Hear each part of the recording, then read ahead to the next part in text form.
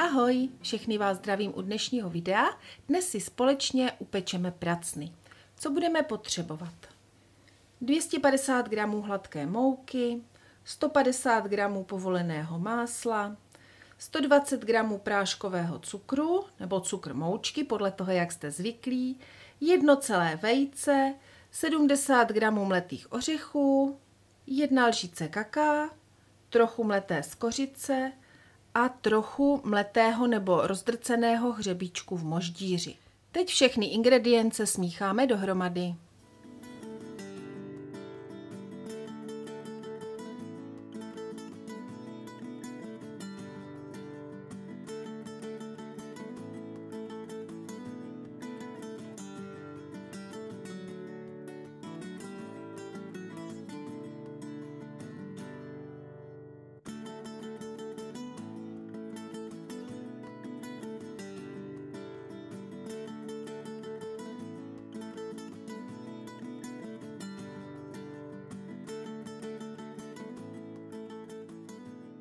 Těsto zpracováváme rychle, tak, aby nám máslo netálo pod rukama.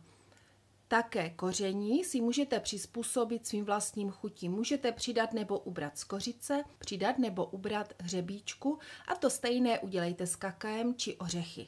Zpracované těsto dám na talířek, přikryju igelitem a dám do lednice odležet alespoň na 1 hodinu až 2. Těsto se v lednici odleželo. Je poměrně tuhé, ale ono během chvilečky povolí. Já jsem si nachystala nějaké formičky na pracny.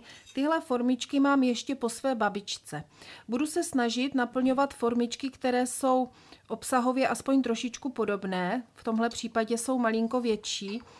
A pokud zbyde těsto, tak teprve potom použiju tyhle ty menší, tak, aby vlastně se mi to pokud možno co nejlíp upeklo, protože samozřejmě tyhle ty menší obsahově budou mnohem rychlejc než ty větší. Tak, no a teď jednoduše uloupnu kousek těsta a postupně budu plnit formičky.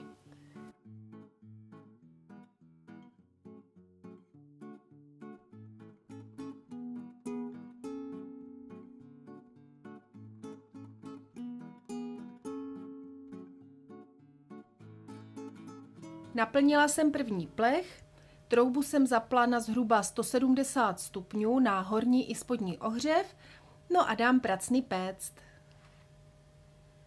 Vytáhla jsem první plech, zjišťuju, že trouba mi vzadu peče trošku víc než vpředu, tak na to budu muset myslet a občas plechy obrátit. Tenhle plech jsem pekla zhruba jsem ho pekla 4 hodiny až 20 minut. Jinak dobu pečení si musíte vysledovat sami podle toho, jak silnou máte troubu a jak velké máte formičky. A tady mám druhý plech. Tady už je formíček podstatně míň, spotřebovala jsem všechno těsto. Pracny začnu postupně vyklápět. Pracny na rozdíl od ořechů mi jdou vyklopit dobře.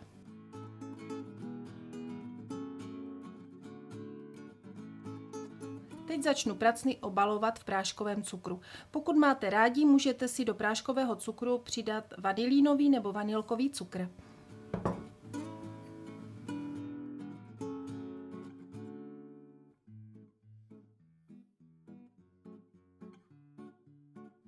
Pracny nechám na talířku řádně vychladnout předtím, než je uklidím do krabice. No a to je pro dnešní recept všechno.